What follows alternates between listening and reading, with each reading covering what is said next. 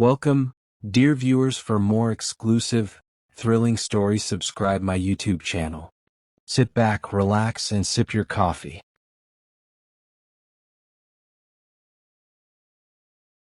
The night had swallowed the world whole when I first crossed into the forest. The last sliver of sunlight had vanished beneath the jagged horizon, and in its place, a thick, soupy darkness seeped into every crevice of the land. My breath fogged in the cold air as I zipped up my jacket, listening for anything at all. But there was only silence, broken by the faint hiss of the Geiger counter I carried, its needle quivering ever so slightly, as though nervous about its own presence. The locals had warned me. They'd whispered about the woods to the east, just beyond the collapsed remnants of the old reactor site. No one who steps and comes out clean, they'd said. I had laughed it off as superstition, as a local legend born from Chernobyl's long shadow. But now, standing at the treeline with darkness thickening like ink, I wasn't so sure. I'd come for answers. A series of strange disappearances had been reported in the area: hikers, scavengers, and one reckless documentary crew. Official explanations ranged from wildlife attacks to environmental hazards, but the families whispered of something worse. I was determined to find out for myself. I had my camera, my Geiger counter, and a healthy dose of skepticism. But nothing could prepare me for what I was about to face. I stepped into the forest. At first, the trees were skeletal, their blackened limbs arching overhead like the ribs of a dead leviathan. The ground was uneven, littered with debris, metal scraps twisted beyond recognition, old warning signs half buried in the soil, their faded Cyrillic letters barely legible in my flashlight's beam. The air felt wrong, thick with a metallic tang that coated my tongue. I checked the Geiger counter again. The needle twitched higher. I should have turned back then. I should have listened to the warnings. The deeper I went, the quieter it became. No wind stirred the trees. No insects buzzed in the undergrowth. Even the distant hum of the reactor's cooling towers was absent, as though the forest itself had swallowed the sound. My flashlight flickered once, then steadied. I told myself it was just the batteries. But deep down I knew better. I must have walked for an hour, though time seemed to stretch unnaturally in the gloom. Eventually I stumbled upon a clearing. At its center stood a rusted tower, its skeletal frame rising like a broken sentinel against the night sky. Caution signs and biohazard symbols clung to its base, half-eaten by rust. I hesitated, but my curiosity gnawed at me.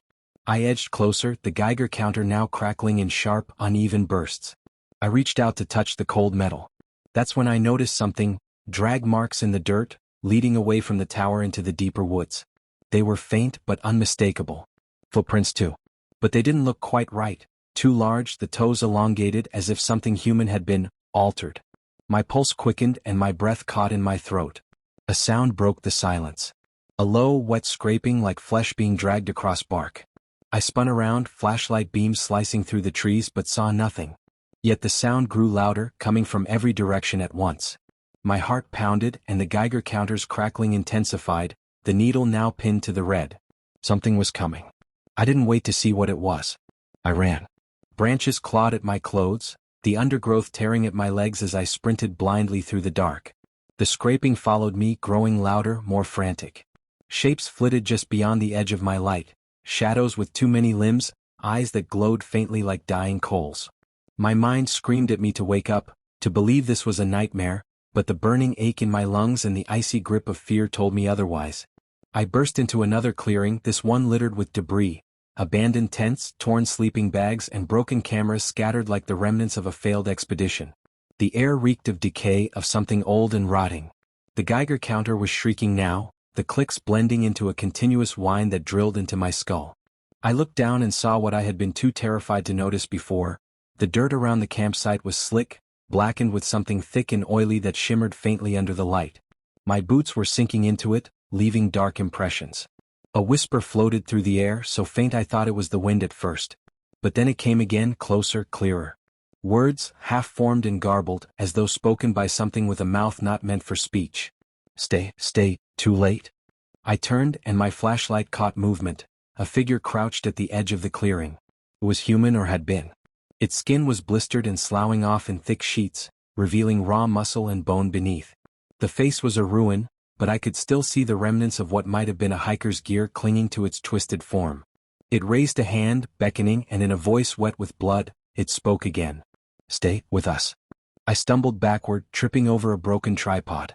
My flashlight slipped from my grasp, clattering into the muck. Darkness swallowed me whole. I scrabbled for the light, fingers closing around the cold metal just as something wet brushed against my neck. I screamed, rolling away, and shone the beam wildly around me. The thing was gone, but its voice lingered, echoing from the trees, growing fainter but no less chilling.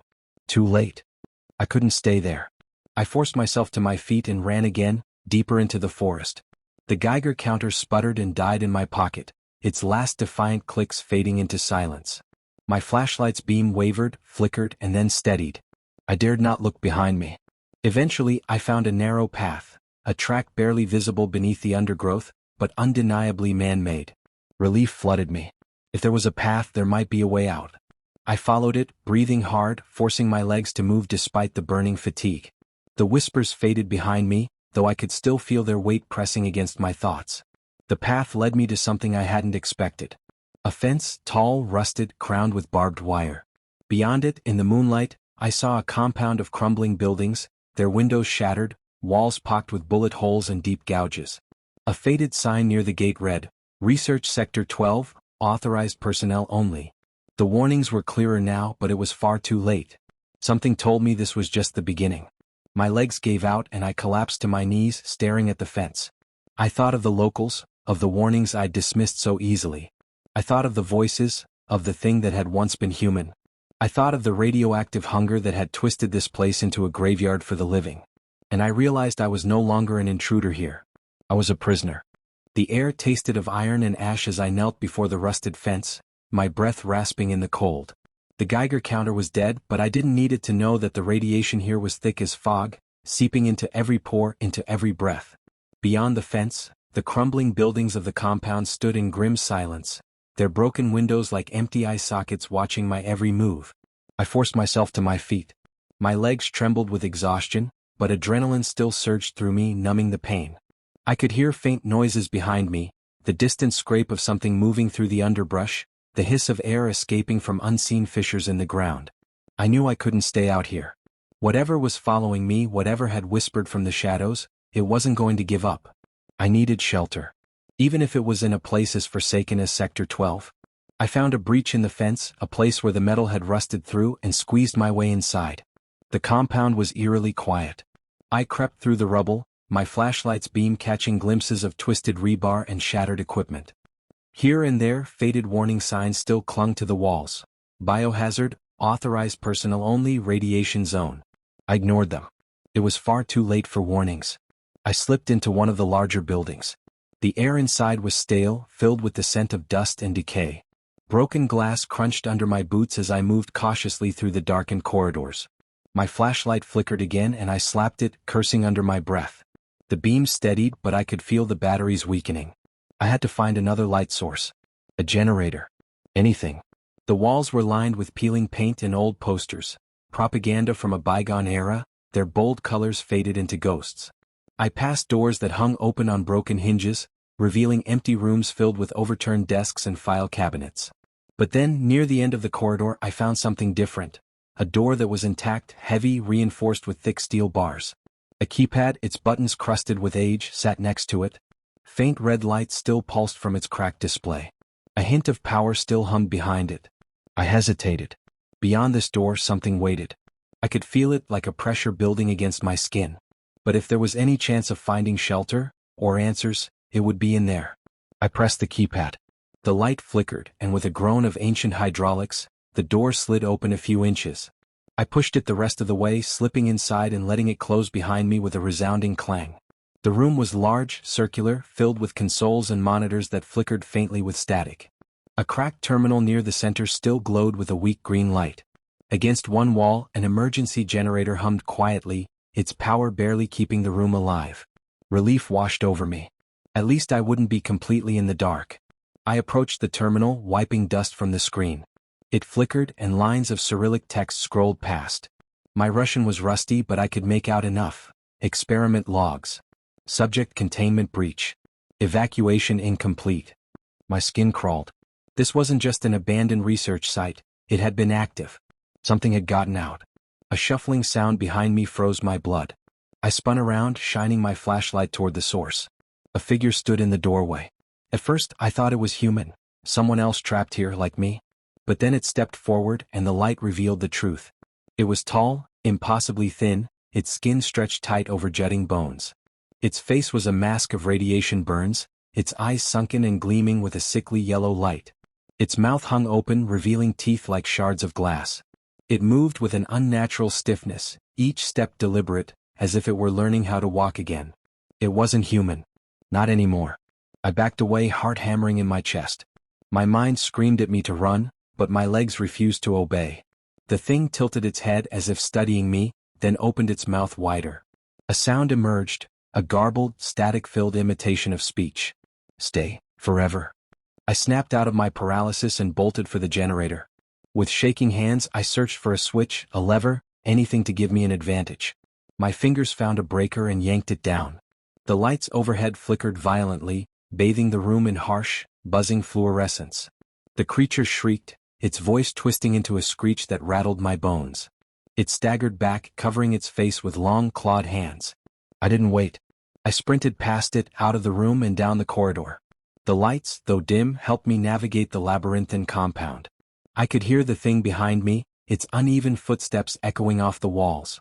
But it wasn't chasing me, not exactly. It was hurting me, pushing me deeper into the compound. After what felt like an eternity of running, I burst into a stairwell. It led down into the earth, into a sub-basement where the air grew colder, thicker. My flashlight flickered one last time and died, leaving me in near total darkness. But I could still hear the hum of machinery below. Faint emergency lights illuminated the walls, guiding me downward. At the bottom, I found a heavy door marked Containment, Level 3. It was ajar, as though forced open from the inside. The metal was bent, twisted. My gut told me to turn back, but there was nowhere else to go. I slipped through the gap. The chamber beyond was vast, circular, lined with glass observation windows. Most were shattered. In the center of the room stood a large containment pod, its reinforced shell cracked open like an egg. Inside, remnants of restraints dangled uselessly. The walls were smeared with dark stains. And something moved in the shadows. Something vast, something breathing.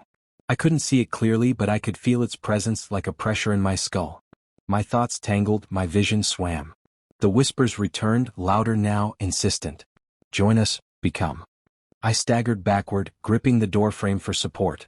The thing shifted in the dark, and a massive, glistening eye the color of molten gold opened and fixed itself on me. The weight of its gaze pinned me in place, rooting me to the spot. A sudden, sharp noise shattered the trance. A high-pitched wail rising in intensity. The emergency sirens, long dormant, had awakened. Red warning lights bathed the chamber in bloody hues. The whispers grew frantic, chaotic. Too late, too late, too late. I tore myself free from the doorway and fled up the stairs, the echoes of my own footsteps chasing me. Behind me, I heard the thing stir, heard the shuddering groan of its massive bulk as it moved. The compound trembled beneath my feet. Dust rained from the ceiling. Somewhere far above, a klaxon sounded, muffled by layers of concrete and earth. When I finally burst out into the night air, gasping and blinking against the moonlight, I realized I was back where I'd started, at the edge of the forest. But I wasn't alone. Figures stood among the trees, watching. Their outlines blurred and shifting, their faces hidden beneath hoods of shadow and bone. They didn't move, didn't speak. They simply waited. I collapsed to my knees, the cold mud soaking through my clothes. My heartbeat was a drum in my ears. The warnings had been clear. The signs had been there. And now, as the thing from the depths began to pull itself free, as the air filled with its whispers and the trees trembled beneath its weight, I understood. I had walked into a place where death was not the end. And the forest would not let me leave. The moon had vanished behind thick, swirling clouds by the time I stumbled back into the woods. My knees ached, scraped raw from the rocky ground. My lungs burned with every breath. But worse than the pain was the silence, the absolute, suffocating quiet that had settled over the forest like a shroud. The figures stood still among the trees, their hoods pulled low over their faces, their hands clasped in front of them as if in silent prayer. They weren't watching me anymore, they were waiting. For what, I didn't know. I couldn't stop trembling. My clothes were damp with sweat and mud, and I could feel the radiation gnawing at my bones. I had to move. Slowly, I forced myself to my feet, backing away from the shadowy congregation. I didn't dare look away from them, not entirely. It felt as though if I turned my back they would rush me, swallow me whole. My flashlight was long dead, and the only light came from the intermittent flash of distant lightning. I had no map, no compass. But I couldn't stay here. I turned and bolted into the dark, the trees closing around me like the bars of a cage.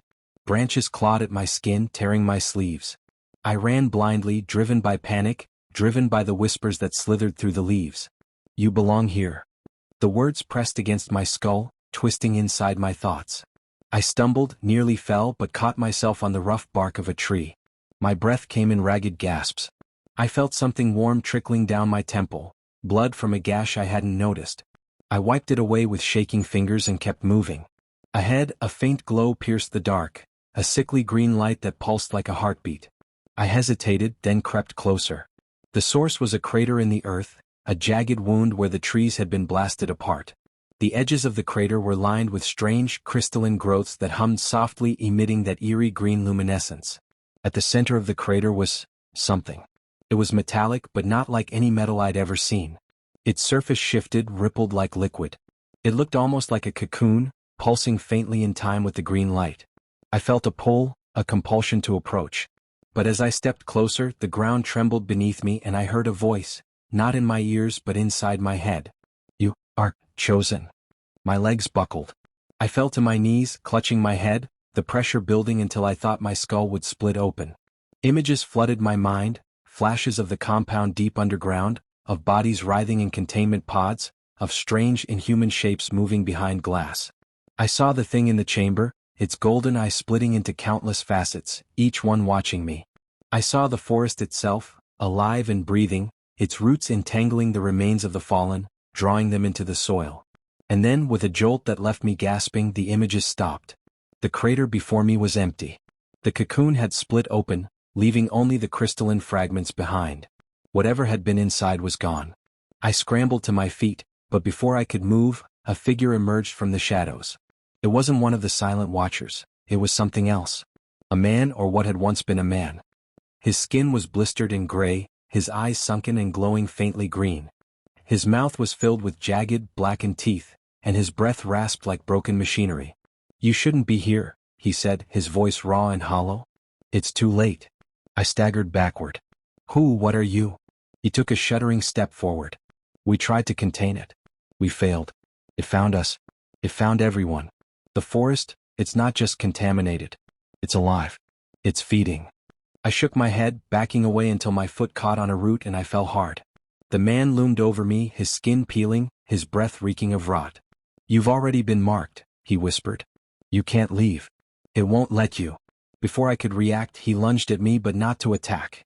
His hands closed around my shoulders, pulling me close, his cracked lips near my ear. You have to go deeper, he hissed. Find the source. Destroy it, if you can. With a final shudder, he convulsed violently, his body splitting open in a shower of ash and bone. I scrambled away, choking on the dust, my heart pounding in my chest. The forest groaned around me, the trees bending as if in a silent exhale. The ground trembled again, and from deeper within the woods, I heard a low, resonant hum, like the sound of something vast and ancient awakening. I didn't think. I ran. Branches clawed at me, shadows twisting into grotesque shapes. The whispers were louder now, no longer content to slither at the edge of hearing. They spoke in a chorus, 1,000 voices rising in a chant. Too late, too late, too late. I burst into a clearing where the trees gave way to another structure. This one larger than the last, half buried in the earth. Its entrance yawned like a mouth, its walls covered in glyphs that seemed to writhe in the dim light. The air here was thick, vibrating with unseen energy. I hesitated only a moment before slipping inside. The temperature dropped instantly, the air biting at my skin. The walls of the tunnel were smooth and cold, almost organic, pulsing faintly as though alive. Faint light came from above, illuminating the way forward. As I moved deeper, I realized I was no longer alone. Shadows flitted along the walls, shapes barely seen but deeply felt. They whispered, their voices brushing against my mind, filling me with dread. At the end of the tunnel, I emerged into a vast chamber filled with towering machines, their purposes long forgotten. In the center stood a massive column of black stone, etched with the same shifting glyphs. At its base was a pool of liquid so dark it reflected nothing. I approached cautiously. The whispers grew louder, insistent. Join us, become one. I felt something stirring within the liquid. Shapes rose to the surface, faces, hands, eyes. They watched me hungrily. My reflection rippled and twisted, becoming something else, something inhuman. I reached out, compelled by a force I couldn't resist. My fingers brushed the surface of the pool, and the world tilted. Suddenly I was elsewhere. In a place where the sky was cracked and bleeding, where twisted forms writhed beneath an alien sun. I saw the watchers from the forest, their true forms revealed, vast, multi-limbed things with faces like masks of bone and glass. I saw the golden eye again watching from above. I was falling into the darkness, and the last thing I heard was the voice in my head. Too late. And then I woke, gasping, cold, lying in the chamber before the pool, my hands still outstretched. The glyphs on the column blazed with light, and I knew this was only the beginning.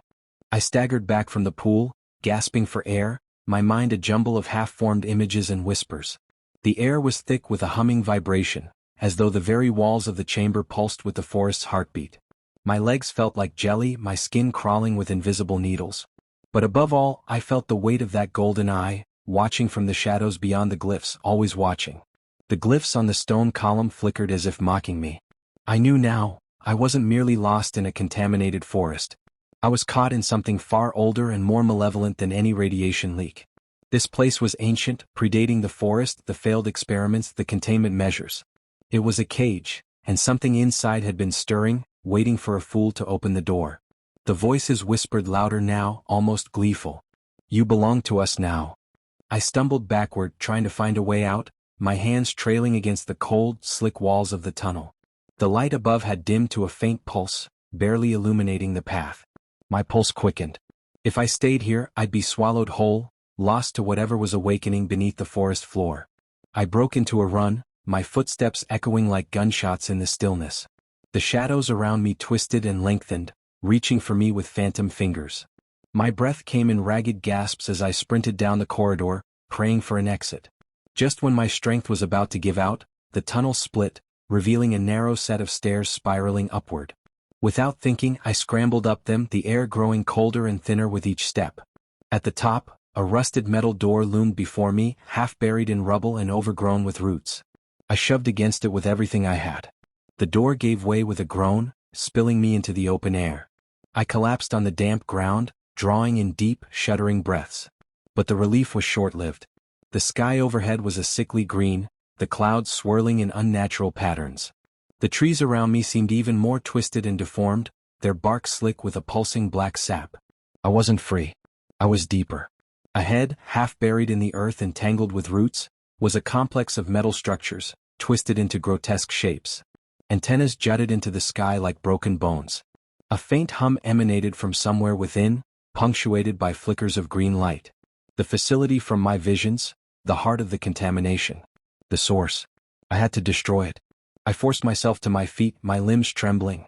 I moved cautiously through the ruins, ducking beneath collapsed beams and avoiding pools of black sludge that hissed and bubbled. Strange symbols were scrawled across the walls, some of them pulsing faintly, others dripping with that viscous sap. Deeper in, I found the remains of old equipment. Computers fused to the walls, containment pods shattered from within. Bones littered the ground, some human, some unrecognizable. A low, resonant hum filled the air, vibrating through my skull. I followed the sound, drawn inexorably toward its source. At the heart of the facility was a massive chamber, its walls covered in glyphs that writhed and twisted like living things. At its center stood a towering monolith of black stone, cracked and leaking green luminescence. Around it, the floor was scorched and pitted as if something had burst free. And there, in the shadows, was a figure. It was no longer human. Its form was tall and skeletal, its skin a translucent gray stretched taut over bones that shimmered with an unnatural light. Its eyes were multifaceted, glinting like polished gemstones. When it turned to face me, the air itself seemed to warp around it. "You came," it said, its voice echoing in my mind. "You heard the call." I tried to speak, but no sound came. My throat was dry, my thoughts tangled. "You saw the truth," it continued. "The forest is not sick. It is changing, evolving. It has chosen you to carry its seed, to spread its reach beyond this place." I shook my head violently. "No, I'm not part of this. I'm not." The figure's laugh was a hollow, echoing sound that filled the chamber. "It's too late. You were marked the moment you stepped into Sector 12. The contamination was never radiation. It was the signal, the pulse. You felt it? You heard it? I stumbled backward, my mind reeling. My skin prickled as if 1,000 needles were piercing me. The trees, the shadows, the voices, they had all been drawing me in, preparing me. I was a vessel. But then behind me a new sound echoed, a distant rumble, growing louder. A low rhythmic thudding like footsteps. The figure hissed, recoiling, its eyes narrowing. They come, it said. They will stop you. They think they can contain the forest. But it is already too late. I turned to see shadows moving between the ruins, figures in containment suits, armed with heavy weapons, advancing cautiously. Their helmets glowed faintly, their voices crackling over radios. Subject located. Prepare for extraction. One of the soldiers raised a weapon, aiming at the figure. The creature let out a shriek, a sound that clawed at my ears and shook the ground. The glyphs on the walls pulsed violently. The soldiers opened fire, their bullets sparking off the stone, but the creature moved like smoke, weaving between them. 2 of the soldiers fell, their bodies dissolving into ash. I ducked behind a metal beam as chaos erupted. The creature was powerful, but the soldiers were relentless, their weapons blazing. The facility trembled with the force of the conflict. Somewhere above, the sky crackled with unnatural lightning. In the confusion, I made my decision. I ran, deeper into the chamber, toward the monolith. My hands trembled as I reached for the base, where wires and conduits snaked like roots. If I could overload it, disrupt the signal, maybe I could sever the connection, stop the spread. The creature's scream echoed behind me as I yanked free a bundle of wires. Sparks flew, the air filled with the scent of ozone. The monolith pulsed violently, its light flickering. For a moment everything stopped. Then the ground convulsed, a shockwave knocking me off my feet. The walls cracked, green luminescence spilling out like blood. The creature howled, its form disintegrating into a cloud of ash and light. The soldiers dragged me from the ruins as the facility collapsed around us. The sky above split open with a blinding flash, and the last thing I heard before I lost consciousness was the forest's voice, whispering, "You cannot stop us." I woke to the hum of fluorescent lights overhead, my body aching as though I'd been crushed beneath the weight of a mountain. For a moment I lay still, trying to piece together where I was. The air smelled sterile, tinged with antiseptic. My arms and legs felt heavy, restrained. Panic clawed at my throat. I forced my eyes open. I was in a containment chamber, white walls, observation window, monitors beeping softly. A thick glass panel separated me from a row of figures in hazmat suits. One of them approached the intercom. "Subject awake," a crackling voice said. "Vitals stabilized. Initiate cognitive assessment." I struggled against the restraints. My mind spun. The last thing I remembered was the monolith, the creature, the collapse of the facility. I'd pulled the wires, unleashed something. Had I stopped it? Had they saved me? But deep down I knew the truth. The voice continued, cold and clinical.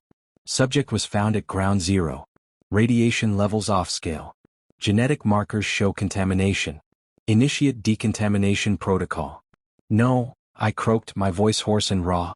"It's not radiation. It's not." But they weren't listening. The figures were already moving, preparing injections, adjusting dials.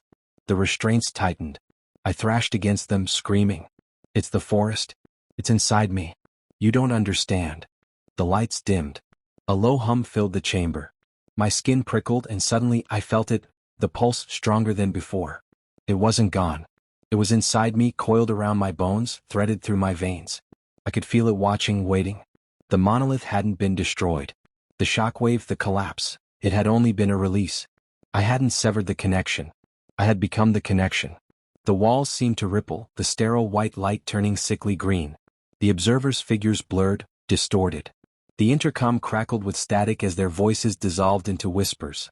The restraints slackened, not from their controls but from something else, something deeper within me. I stood, trembling as the glass pane before me shivered and cracked.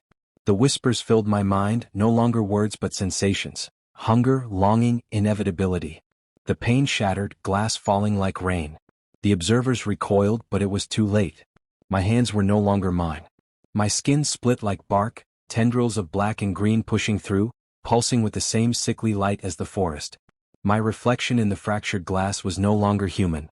"You brought me here," I said, though the voice was not my own. "You opened the way." The walls buckled, the floor cracking as the tendrils spread, consuming the sterile chamber. The alarms blared, red lights spinning wildly. Figures in hazmat suits ran, But the forest was already growing inside the facility, its roots tearing through metal and concrete as easily as paper. I stepped through the ruined glass, my body splitting further, shedding human skin for something ancient and hungry. Beyond the shattered window, the facility stretched in a maze of corridors, containment cells, and observation decks. All of it would be consumed.